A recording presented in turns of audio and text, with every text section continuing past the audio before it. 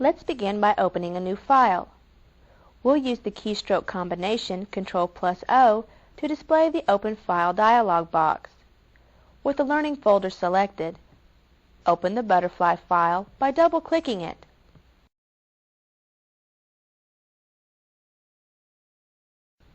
To select the butterfly, we could draw a selection around the butterfly using the Lasso tool. In Photoshop 4, this could be a long and tedious process. However, with Photoshop 5, it is much easier with the Magnetic Lasso tool. The Magnetic Lasso tool will snap to the edges of an image to select it.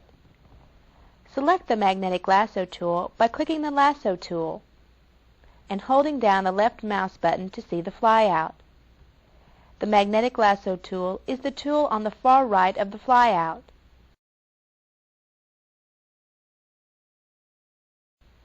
Now we simply click once to set the starting point and drag around the area we want to select. You may need to click occasionally to define the more intricate details, such as around the antenna and the points on the back of the wings. Once we have gone around the entire image, we double-click to complete the selection. The butterfly is selected, and we can copy and paste it into another image. Using the wand tool is one of the most powerful ways to create a selection. So we'll use this tool again for our next selection. Before we begin, let's copy the butterfly to a new image. Let's press Ctrl+N to create a new file. At the New File dialog box, change the image size to 12 cm by 12 cm. Then we make sure the resolution is set at 72 dpi and the mode is RGB. Finally, let's make sure the content is set on white, then click the OK button. And we see the new canvas. To copy the butterfly image, we select the Window menu and click Butterfly JPEG at the bottom of the menu. Now we simply press Ctrl+C to copy the selection. Then we click the new image to bring it to the front. And press Ctrl+V to paste the image. Notice a new layer was created in the Layers palette. Let's select the astronaut from the image we scanned. We open the Windows menu, then select Astro PSD.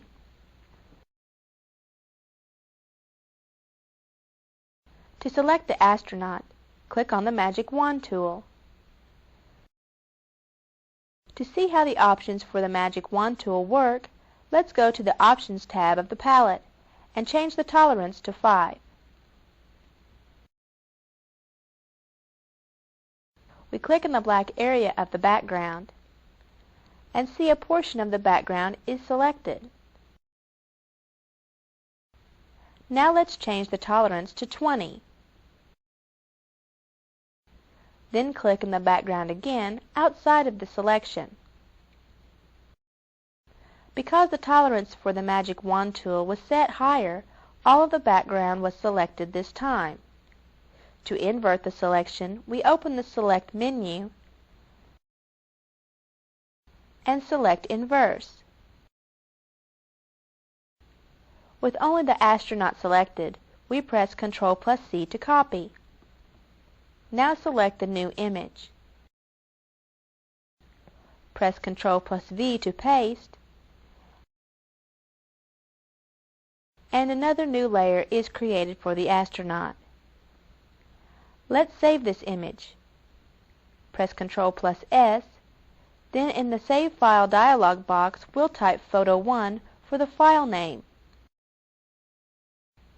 and click Save.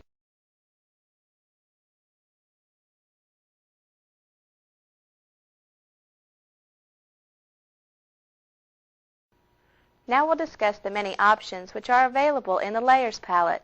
We can add special layering effects, adjust the opacity, and move the layers in front of and behind other layers.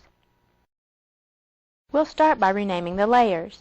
With Layer 2 highlighted, click the small black arrow next to the Palettes tab. A flyout menu appears. Let's select Layer Options and see the Layer Options dialog box.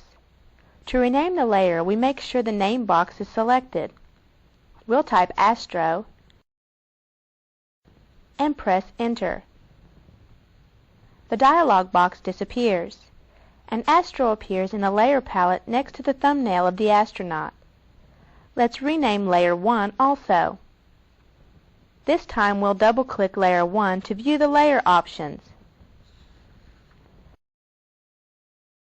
Again we type Butterfly in the name box and press Enter. Now let's reorder the layers. To do this, click the Astro layer. Hold down the left mouse button and drag it below the Butterfly layer. And release the mouse.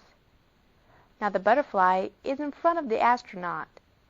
Before we continue, let's reorder the layers back to their original positions by dragging the butterfly layer below the Astro layer. Notice how the image is altered accordingly.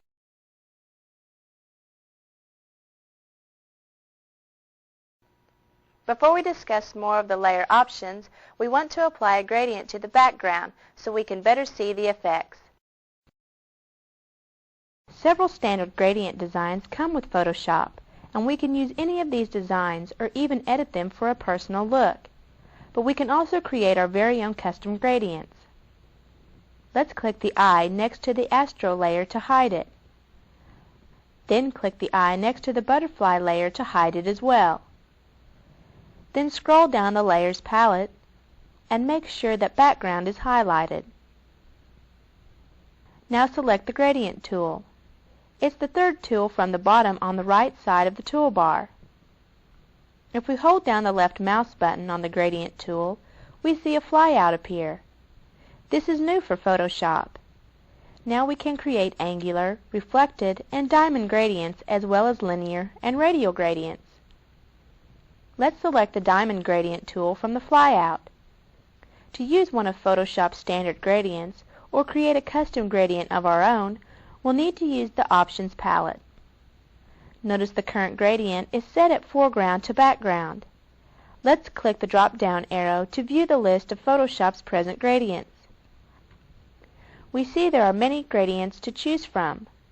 Let's select Transparent Rainbow and see a preview at the bottom of the Options palette. To apply this gradient, we click where we want the center point, then hold down the mouse button and drag to the top of the image. We release the mouse and see the gradient. Before we create our own gradient, let's delete the current gradient by clicking on the Edit menu, then selecting Undo Gradient. Now let's create our own gradient. Click the Edit button in the Options palette and see the Gradient Editor dialog box. We can see the current gradient, create a new gradient, rename, remove, duplicate, and add or save a gradient. Click the New button and the New Gradient dialog box appears. We'll name this gradient Cosmic. Then click OK. We are taken back to the Gradient Editor where we start with a blank gradient. To add some color, select the color marker on the left. Then click the Color Swatch. When we click the color swatch, the Color Picker dialog box appears. We can adjust the hue by dragging the slider up or down the spectrum. If we need to use an exact color from a color model, such as Pantone or True Match, we can select the Custom button. We'll select Light Blue and click OK. Next, we'll click the color marker on the right. Click the color swatch to change its color and select Light Green from the Color Picker and click OK.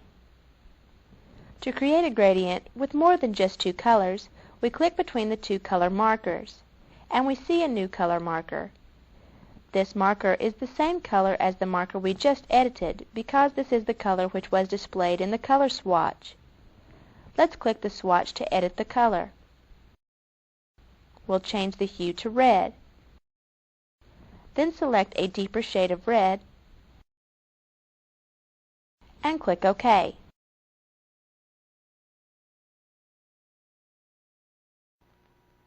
Another convenient feature is the transparency option. This option allows us to make portions of the gradient transparent. If the gradient between the colors is too soft, we can adjust the midpoint and the order in which the colors appear in the gradient. The midpoint is the small diamond, which appears above the preview. Let's adjust the midpoint between blue and red. We click the diamond, then hold down the left mouse button and drag the diamond closer to the red marker. Notice how the gradient changes. Let's rearrange the order of the colors. To do this, click the blue marker. Hold down the left mouse button and drag the marker just to the right of the red marker. Next, we'll click and drag the red marker all the way to the left, and the order of the colors is changed. We mentioned the transparency option earlier. To view the transparency setting for this gradient, we click the radio button next to transparency. We see the bar is now completely black. Photoshop measures transparency in grayscale. Pure black is completely opaque and is not transparent, whereas white is completely transparent, and any of the shades of gray in between are varying degrees of transparency. Currently the gradient is not transparent. Select the marker on the right. Then in the opacity dialog box, enter 0. The marker is now white. Also notice the changes in the preview at the bottom of the dialog box. We can adjust the midpoint the same as before. The opacity markers are adjustable as well. We are satisfied with this gradient, so we click OK.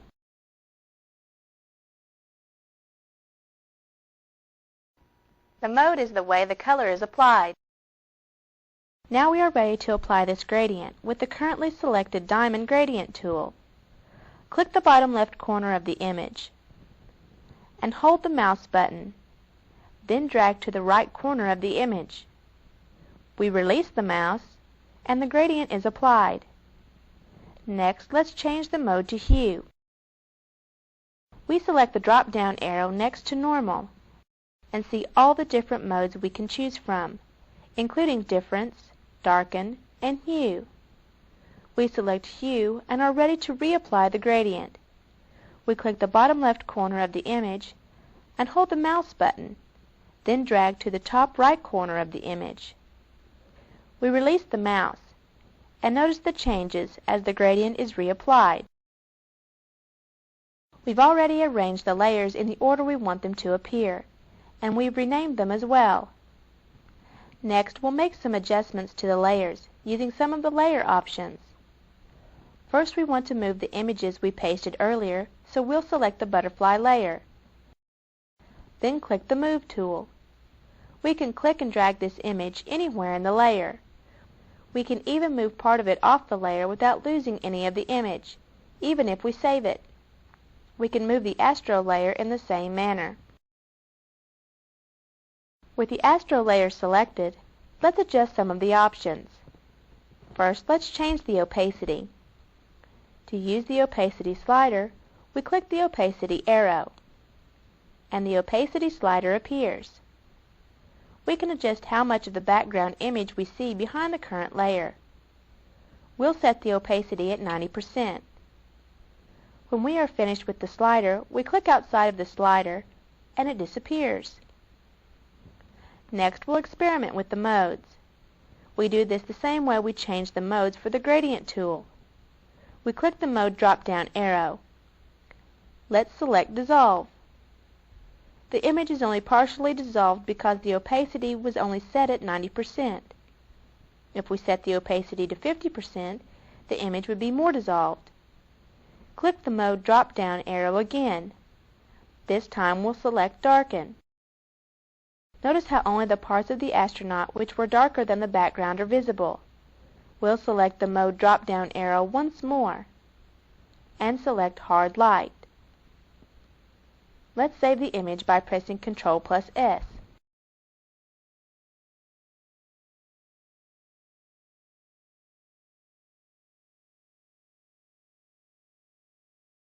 The Type Mask tool is a great way to achieve astonishing effects with text.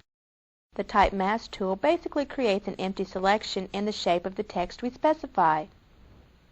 We can then use the mask to either delete a portion of a layer or paste an image into the text.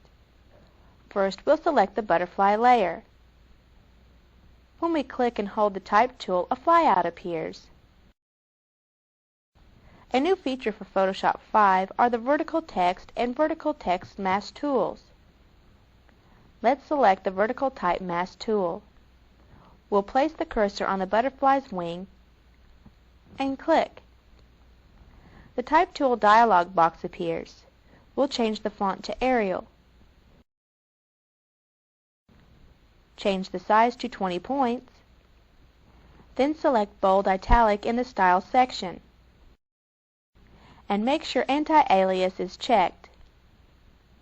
Now we click inside the text area and type Cosmic. Notice the text runs vertical instead of horizontal. Photoshop 5 can also use multiple fonts at once. Let's select the COS in Cosmic. Then change the font to Impact and the font size to 25. The Type tool dialog box also gives us increased control over our text by offering kerning and baseline options. We'll leave these set at their defaults. Finally, let's select the MIC in Cosmic and select the Rotate checkbox. This part of the text appears as if it were only rotated 90 degrees. Now let's click OK. We do not see text, but we do see a selection in the shape of text. With the Type Mask tool still selected, we can move only the selection and not the layer to the desired position. Now we'll press Delete. A portion of the layer is deleted, revealing the underlying layer in the shape of the text Cosmic. We press Ctrl+D to deselect the area, and we see the deleted area better. Again, we'll save the image by pressing Ctrl+S.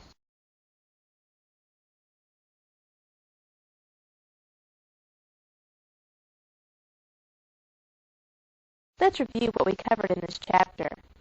We learned how to create a composite image by pasting two images into a new file. We learned how to create a selection with the magnetic lasso and the magic wand tool. We renamed the layers and changed the order in which they appear. Then we created a custom gradient and learned how to use the transparency setting. We discussed the different color applications modes and adjusted the opacity for a layer. Finally, we discussed how to use the vertical Type Mask tool and save the image.